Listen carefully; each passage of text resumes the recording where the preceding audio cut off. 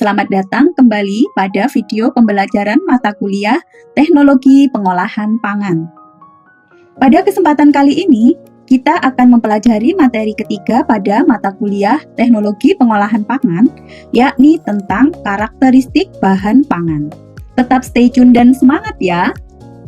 Karakteristik bahan pangan yang akan kita pelajari adalah bahan pangan kelompok nabati dan hewani. Pertama yang akan kita bahas, kelompok pangan nabati ya teman-teman. Kelompok bahan pangan yang bersumber dari nabati adalah makanan yang diperoleh atau merupakan hasil panen dari pertanian. Golongan hasil pertanian dari tanaman hortikultura yang banyak dimanfaatkan dalam proses pengolahan adalah sayuran dan buah-buahan. Tanaman hortikultura memiliki sifat mudah rusak atau perishable, sehingga dibutuhkan penanganan khusus untuk mempertahankan kesegarannya. Sayur-sayuran memiliki banyak sekali kandungan air, vitamin, mineral, dan zat gizi lainnya yang bermanfaat bagi tubuh kita. Contoh sayuran yang memiliki kandungan air yang tinggi sekitar 96% terdapat pada sayuran jenis daun-daunan seperti kangkung, bayam, selada, dan lainnya. Pada saat pemanenan sayuran, umumnya didasarkan pada kriteria tertentu dan yang telah masak secara komersial. Beberapa faktor perubahan yang terdapat pada sayuran yang akan dipanen antara lain 1. Perubahan kenampakan atau visual, seperti halnya perubahan warna, ukuran, adanya daun yang menua, dan tanaman yang cenderung mengering. 2. Perubahan secara fisik, yaitu sayuran maupun buahnya akan cenderung lebih mudah lepas ketika dipetik dari asal tanamannya. 3. Perubahan kimia ditandai dengan meningkatnya kandungan gula dan menurunnya kandungan asam. 4. Perubahan fisiologis disebabkan adanya aktivitas yang terjadi pada bahan pangan yang mengalami respirasi sehingga dapat meningkatkan kematangan atau ripening, terutama pada buah dan sayuran. 5. Perhitungan, yaitu dengan menghitung umur tanaman sejak benih ditanam sampai komoditas siap dipanen. Bagian atau organ sayuran yang dapat kita konsumsi ada yang terdapat pada daun, tangkai, batang, akar, atau umbi, bunga, dan buah. Pada kegiatan pasca panen, diperlukan penanganan yang tepat untuk mencegah terjadinya kerusakan pada sayuran. Penanganan pasca panen dapat dilakukan dengan beberapa teknik atau metode antara lain trimming, curing, waxing, grading, dan sorting, serta cleaning. Pertama, yaitu trimming atau perempelan pada proses pembersihan dan pemangkasan bagian tanaman yang tidak diperlukan atau tidak diinginkan. Ini termasuk menghilangkan daun, batang, atau bagian yang rusak, layu, kotor, atau terinfeksi pada sayuran untuk meningkatkan penampilan, kualitas, dan umur simpan produk. Kedua, yaitu dengan metode curing, merupakan proses pengeringan dan penutupan luka alami pada permukaan sayuran seperti umbi-umbian. Contoh, bawang, kentang. Proses ini dilakukan dengan menyimpan sayuran dalam kondisi suhu dan kelembapan yang terkontrol selama beberapa hari. Tujuan curing ini adalah untuk memperpanjang umur simpan, mencegah pembusukan, dan meningkatkan kualitas. Selama curing dilakukan, komoditas sayuran jenis ini biasanya mengalami susut berat. Yang ketiga, yakni waxing atau pelapisan dengan lilin tipis. Proses ini dilakukan untuk mengurangi penguapan air, memperlambat kehilangan kelembapan, dan juga mencegah penyusutan serta kerusakan akibat mikroorganisme. Waxing juga membantu mempertahankan kesegaran, meningkatkan penampilan, atau membuat permukaan mengkilap, dan memperpanjang umur simpan sayuran seperti mentimun, cabai, kentang, semangka, labu, terong, tomat, dan wortel. Umumnya, lilin yang digunakan aman untuk dikonsumsi atau food grade. Jenis penanganan yang keempat yakni grading dan sorting, yang merupakan proses pemilahan dan pengelompokan produk berdasarkan karakteristik tertentu. Sorting adalah proses pemisahan sayuran berdasarkan ukuran, bentuk, warna, dan kondisi fisik seperti cacat atau kerusakan. Tujuannya adalah untuk memisahkan produk yang memenuhi suatu standar kualitas dari yang tidak memenuhi standar. Sedangkan grading adalah proses pengelompokan sayuran yang sudah disortir ke dalam kelas atau grade berdasarkan standar kualitas seperti ukuran, tingkat kematangan, dan penampilan. Proses grading membantu menentukan nilai pasar dan harga jual sayuran. Teknik penanganan yang terakhir yaitu cleaning, merupakan proses pembersihan untuk menghilangkan kotoran, debu, tanah, sisa pestisida, dan kontaminan lainnya dari permukaan sayuran.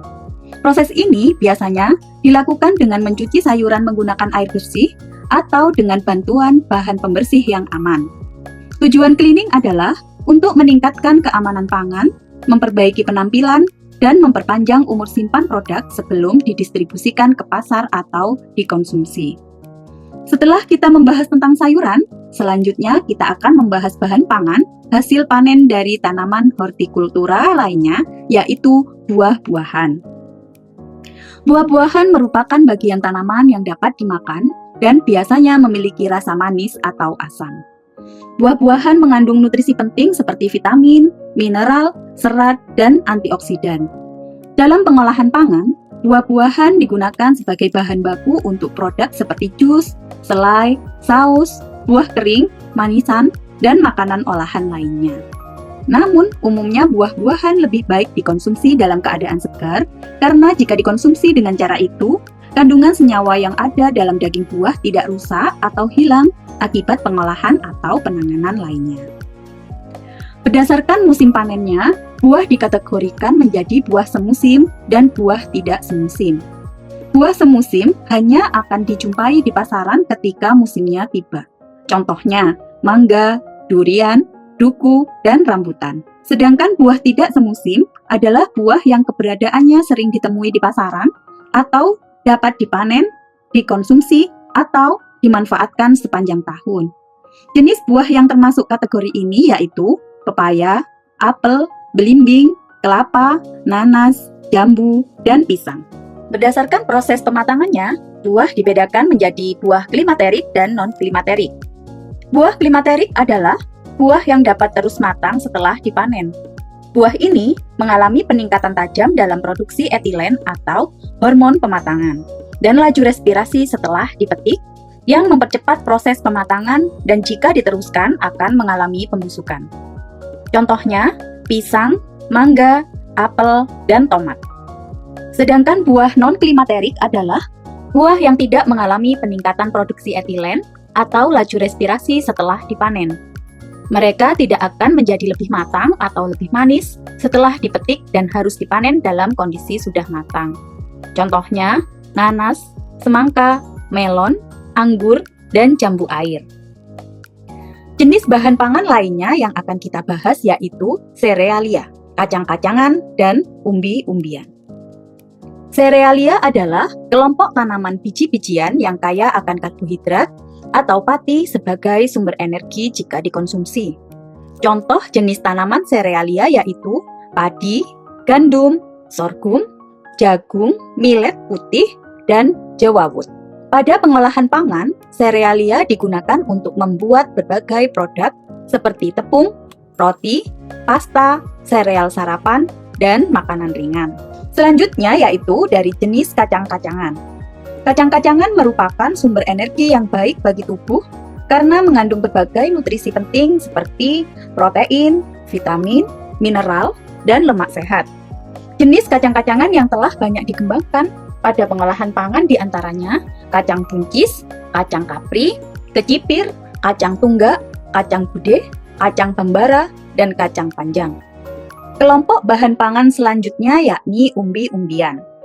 Umbi-umbian adalah kelompok tanaman yang menyimpan cadangan makanan di bagian akar atau batang bawah tanahnya seperti kentang, ubi jalar, singkong, talas, dan ubi kayu.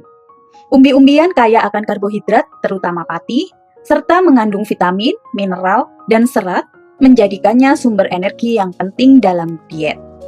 Setelah kita mempelajari kelompok bahan pangan nabati, materi selanjutnya yang akan kita bahas yakni kelompok bahan pangan hewani. Bahan pangan hewani termasuk jenis pangan yang sangat mudah mengalami kerusakan. Bahan pangan hewani adalah segala jenis bahan makanan yang berasal dari hewan dan digunakan untuk konsumsi manusia. Contoh bahan pangan hewani yang berasal dari peternakan meliputi daging, telur, dan susu.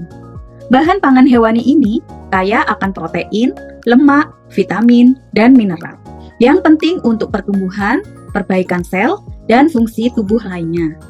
Daging merupakan bahan pangan hewani yang berasal dari otot hewan dan terikat bersama-sama oleh satu jaringan ikat.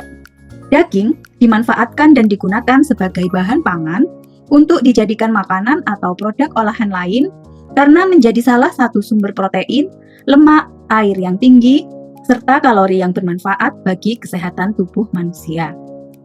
Pada dunia kuliner, daging yang digunakan dikategorikan berdasarkan jenis maupun hewan ternak saat akan disembelih.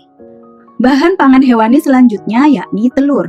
Sebagai bahan pangan hewani, telur mempunyai kandungan gizi yang cukup baik dan lengkap, seperti karbohidrat, protein, dan 8 macam asam amino sehingga berguna bagi tubuh. Di dalam telur mengandung protein dan omega 3 cukup banyak yang dapat digunakan untuk membantu masa pertumbuhan dan otak. Pada ilmu pangan, telur dapat berfungsi sebagai pengemulsi, pengikat, pembentuk busa, dan pengembang atau foaming agent, serta pewarna dan penyedap. Hasil dari hewan ternak lainnya yakni susu. Susu merupakan emulsi lemak dalam air yang mengandung mineral, gula, dan protein. Susu banyak jenisnya dan selalu dijadikan sebagai bahan pangan. Di antaranya, susu yang dihasilkan oleh hewan ternak sapi yang secara umum sudah sering digunakan sebagai salah satu bahan pangan yang memiliki sumber protein dan lemak yang berguna untuk pertumbuhan dan perkembangan tubuh. Selain itu, saat ini yang sedang berkembang adalah konsumsi susu kambing yang mengandung lemak 3,6% lebih rendah daripada susu sapi. Pada ilmu teknologi pengolahan pangan, susu digunakan sebagai bahan dasar untuk berbagai produk olahan seperti yogurt, es krim, keju, dan mentega. Kelompok bahan pangan hewani selanjutnya yakni hasil laut dan perikanan. Bahan pangan hasil laut dan perikanan kaya akan protein berkualitas tinggi, mengandung lemak sehat seperti asam lemak omega 3, vitamin, mineral, dan senyawa bioaktif yang bermanfaat bagi kesehatan manusia. Berdasarkan awal asalnya, bahan pangan hasil perikanan dibedakan menjadi 2 jenis, yakni ikan air tawar dan ikan laut. Contoh ikan yang berasal dari air tawar yakni lele, nila, dan gurame. Jenis ikan yang berasal dari laut contohnya yaitu salmon, tuna, kakap, dan lain sebagainya.